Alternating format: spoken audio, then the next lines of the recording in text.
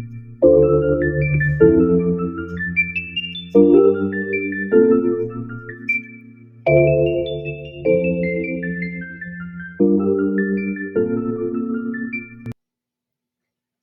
know, last night, my spirit was so heavy for our kids. I was reading about the mass shooting at the University of Nevada a few days ago, at least 3 dead. Now, listen, I just want to tell you some things. We are raising up a generation that rejects higher education.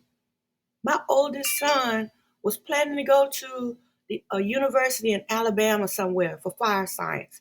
Then he announced he was going to skip college and just start his career. 10 or 15 years ago, my family would say, he's not going to college. We don't play that.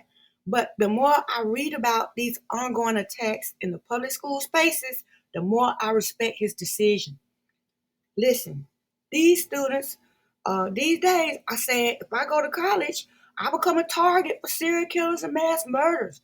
The university, they're not gonna have my back. And if they don't kill me, the total cost of going to college will. And if I do get into a degree program and I can't take the pressure, the dope man will be right there on campus to take my money and sit there and watch me kill myself. Listen, we used to go to school and somebody would say a brief prayer over the intercom, and then we would say the Pledge of Allegiance, one nation under God, with our hand over our chest, over our hearts, you know. But then all of a sudden, all that was required was a single atheist movement to remove prayer out of schools.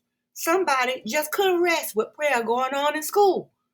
Now, don't get me wrong. I get it. I get it. The Bible does say where the Spirit of the Lord is, there's liberty.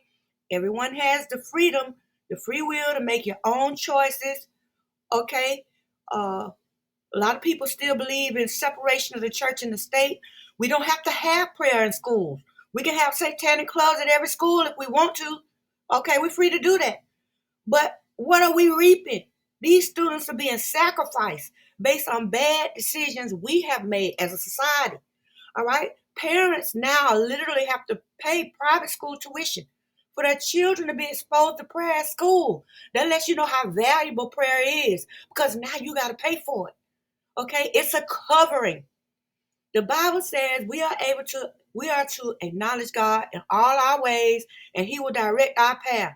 Stop sending your kids to these schools that ban acknowledging God. If you can't afford private school, keep them home and let them go to school online because you get what you pay for. All right? And if you don't pay for it, you're not getting no prayer for your kids. By the time my sons were in middle school, all right, divorce was on the horizon for my marriage. By the time after my divorce, the whole time after my divorce, the Lord did more than just make a way. All right. I could sit here all day. That's a whole day just testifying of all the great things that God did for me raising my kids. All right. Single parents aren't struggling because they're single parents. The Bible says, let it be unto you according to your faith. So if you're struggling, being a single parent has nothing to do with it.